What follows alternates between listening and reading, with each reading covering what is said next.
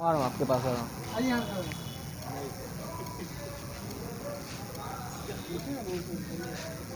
मेरे पीछे ये तस्वीर देखिए, बहुत ऐतिहासिक तस्वीर है।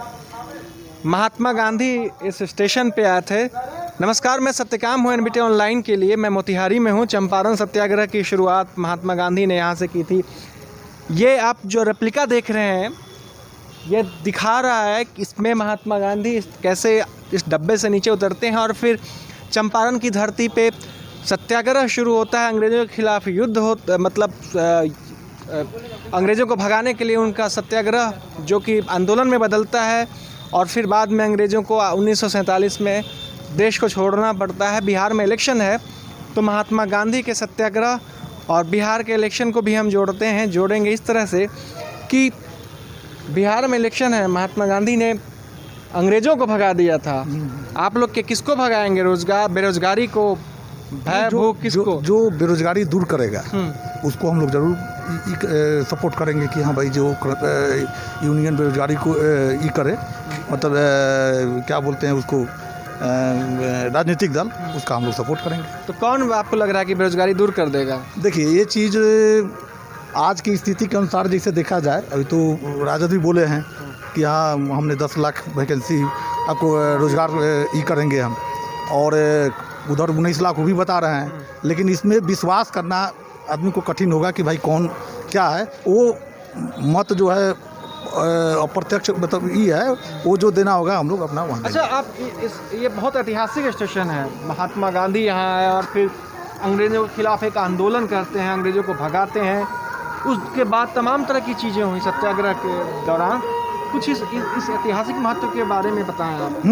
जैसे महात्मा गांधी राजकुमार शुक्ल के आह्वान पे 1917 ईस्वी में यहाँ पे किए, और एक नील का एक खेती होता था, और उसी के लिए जो है ना, वो जैसे कि 1 बीघा में 3 कट्ठा जो है प्रत्येक किसान को खेती करना पड़ता था, जिसको करने के लिए महात्मा गांधी सत्याग्रह आंदोलन कराने के लिए। हाँ।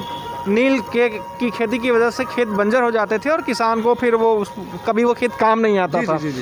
तो उन्होंने तो भगाया अंग्रेजों को। नील आंदोलन खत्म किया। हमें अभी हम लोग प्रोग्राम कर रहे थे मोतिहारी में, लोग बड़े नाराज हैं यहाँ के विधायकों से। आप लोग क्या नहीं, देखिए, विधायक से तो नाराज स्वाभाविक बात है, क्योंकि जो सत्ता पक्ष में होता है तो उससे तो नाराज होना ही है। लेकिन फिर भी देखा जाए तो भाजपा जो है विदेश नीति छोड़ करके और किसी प्लेटफॉर्म पे भाजपा आज की डेट में सक्सेस नहीं है। सक्सेस नहीं है? आप तो पढ़ाई करते होंगे। जी बिल्कुल पढ़ाई करते। हम लोग ग्रेजुएशन कर रहे हैं। क्या लगता है कैसे वोट दीजिएगा? वोट जो उसको देंगे जो रोजगार पे बात करेगा। रोजगार की बात तो दोनों पार्टी कर रही है। देखिए, उसमें स्पष्ट एक आदमी स्पष्ट कर रहा है कि हम सरकारी नौकरी देंगे, दूसरा कह रहा है कि हम रोजगार के अवसर सृजन करेंगे। सृजन अवसर तो 2014 से हो रहा है। क्या 2 करोड़ अवसर का सृजन हुआ? नहीं हुआ। रोजगार और अवसर सरकारी नौकरी में बहुत डिफरेंस है। रोजगार का क्या मतलब, पकौड़ा तलना भी रोजगार हुआ, और एक सरकारी नौकरी का बात, सरकारी जो नौकरी करेगा। सरकारी नौकरी दे देंगे आप? क्यों नहीं देंगे? वादा किएंगे। वो वही व्यक्ति है। राजद एक ऐसा दल है जो वादा करती है, पूरा करती है। 1 लाख कुली को रेगुलराइज करना था, किसी दल ने नहीं किया।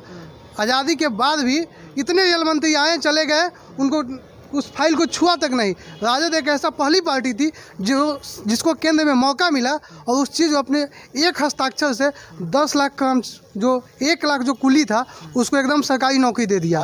आज के डेट में देखिए कि एक विधायक जो जीत के यहाँ से जाता है, विधायक हो सांसद हो, वो अगर विधायक में जीतता है, फिर उसके बाद लोकसभा में जीतता है, तो उसका पेंशन का दायरा बढ़ते जाता है। विधायक का अलग मिलेगा, सांसद का अलग मिलेगा। लेकिन वहीं देखिए सरकारी कर्मचारी के विरुद्ध पेंशन छीना जा रहा है, नाइट अलाउंस हटाया जा रहा है। ये सब क्या चीज़ है? आइए ना हम और बात करते हैं। क्या चीज़ है भैया ये?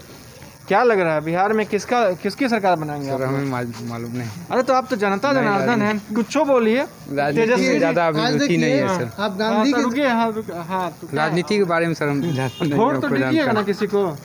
वोट तो हाँ, उस वक्त ही है। अरे तो वोट तो दीजिएगा ना? जी तो राजनीति है ना वो तो। जी चलिए, तो आप क्या इधर आप हमारे से एक और शख्स हैं, आप पढ़ाई करते हैं? जी। कहाँ, किस चीज़ में? ग्रेजुएशन किए हुए सर। किस सब्जेक्ट से? सर ग्रेजुएशन तो बीटेक किए हुए सर। बीटेक किए हुए हैं, नौकरी करते हैं? जी सर। कहाँ? रेलवे में कर रहे हैं सर। अरे वाह। तो हम आपसे सवाल करते हैं कि आप रेलवे में नौकरी करते हैं, रेलवे के निजीकरण की बात लोग कर रहे हैं कि जी एकदम सर। निजीकरण हो रहा है, नरेंद्र मोदी सरकार सब बेच रही है, विपक्ष वाले आरोप लगा रहे जी हैं। सर। बेच रही है क्या नरेंद्र मोदी सरकार? ऐसा तो मुझे नहीं महसूस हो रहा है सर, हाँ, लेकिन इसके बारे में पूर्ण जानकारी हमारे पास नहीं है अच्छा कि जो सही में ये रेलवे परिवर्तन हो रहा है कि नहीं हो रहा है। अच्छा, ये बताइए, जब रोजगार को लेके आरोप लग रहे हैं, आपके डिपार्टमेंट में रोजगार आ रहा है, वैकेंसी आ रही है? नहीं सर, रोजगार कहाँ आ रहा है? जो हम लोग को जो बहाली किए थे ग्रुप डी वाले को, उसके बाद जो 1 लाख फिर बहाली की प्रक्रिया शुरू की थे, लेकिन उसको लगभग 1 साल हो गया है, लेकिन अभी तक उसके बारे में कोई चर्चा नहीं है कि क्या एग्ज़ाम लेना है कि नहीं लेना है। कोई इस तरह का मैसेज नहीं मिला हम लोग को। हमारे साथ पीले कुर्ते और सफ़ेद गमछे में एक शख्स है। देखिए, कोरोना का यहाँ डर है और इन्होंने प्रॉपर कोरोना से बचने के लिए गमछा अपने नाक पे लगा रखा है। हम लोग तो मास्क लगा ही रहे हैं, क्योंकि कोरोना बड़ा ख़तरनाक बीमारी है, सबको लगाना चाहिए मास्क। ये बताइए सर, हाँ बोला जाए। ये तो बड़ी ऐतिहासिक धरती है, हाँ हाँ, विकास के मुद्दे पे वोट होगा इस बार मोतिहारी में कि जात के मुद्दे पे? नहीं, विकास के मुद्दे पर। अच्छा, कौन विकास किया है? नीतीश कुमार किए हैं कि नरेंद्र मोदी की लालू यादव के टाइम में हुआ? नहीं, नरेंद्र मोदी के टाइम में हुआ है। अच्छा, तो ये बताइए, यहाँ नीतीश कुमार के खिलाफ बड़ी नाराजगी है, लोग कह रहे हैं कि वो तो मतलब कुछ किए ही नहीं, विकास के खाली ढिंढोरा। नहीं, नरेंद्र मोदी का साथ तो दिए हैं, बाकी विकास भी किए हैं, बिहार का क्षति भी किए। अच्छा, हाँ, तेजस्वी जी कह रहे हैं कि 10 लाख लोगों को सरकारी नौकरी देंगे। नहीं, वो तेजस्वी जी का सरकार हो जाएगा तो जो नौकरी कर रहा है वो घर चले जाएगा। अच्छा, घर चले जाएगा। आइए ना, अब कुछ और लोग हैं हमारे साथ एक मजदूर हैं, हमसे बात करते हैं। भैया, काम वाम ठीक है कोरोना काल में? जी ठीक तो है सर। ठीक है। काम जब प्रॉपर शुरू हो गया पहले जैसा? पहले जैसा काम अभी उतना नहीं लोग का चल रहा है। अच्छा, सरकार कुछ दी थी, घोषणाएं की थी कि कोरोना काल में अनाज बढ़ा। हाँ, अनाज तो दिए थे। दिए हैं? हाँ दिए हैं। तो ये बताइए कि लोग कह रहे हैं कि विकास नहीं हुआ यहाँ पे, बेरोजगारी है, आपको लगता है? बेरोजगारों तो है ही है, पढ़ लिख कर लेकर सब घूम रहा है रोड पर, फुटपाथ सब उगा रहा है, उसका कोनो काम नहीं मिल रहा है। तो क्या करेगा? मजदूरी तो करबे करेगा या चोरी करेगा? भाई कुछ भी कर सकता है। तो किस पे भरोसा है आपको, तेजस्वी जी हाँ, पे? भरोसा इस पर है सर, तो वैसे लोग बनावता कर रहा है लालू का देने के लिए, वोट देने के लिए।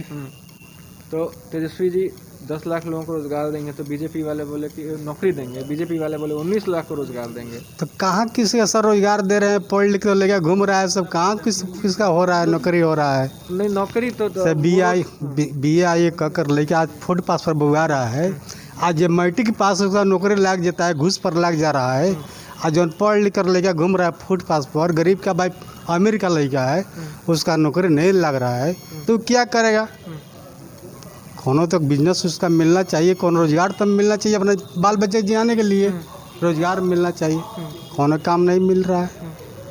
काम नहीं मिल रहा है, बेरोजगारी का मुद्दा तो है। अभी हमारे साथ देखिए आप कि यहाँ बेरोजगारी को लेके लोगों में नाराज़गी है, और जो तेजस्वी यादव ने जो वादा किया है उसको लेके काफ़ी लोग उत्सुक हैं, उत्साहित हैं। देखिए, महात्मा गांधी जब आए थे चंपारण दौरे पे, तो उन्होंने ये बयान दिया था। ये बयान हूबहू यहाँ पे स्टील के प्लेट पे चिपकाया गया है, आप पढ़ सकते हैं विजुअल के थ्रू, हम पढ़ेंगे नहीं।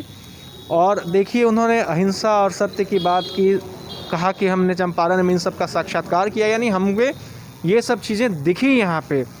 तो महात्मा गांधी के धरती इसलिए मैं कह रहा हूँ कि यहाँ से उन्होंने पूरे देश को बदलने की दिशा में काम शुरू किया और अंग्रेज़ों के खिलाफ एक इतना बड़ा जन आंदोलन शुरू किया कि 1947 में गोरों को देश छोड़ के जाना पड़ा।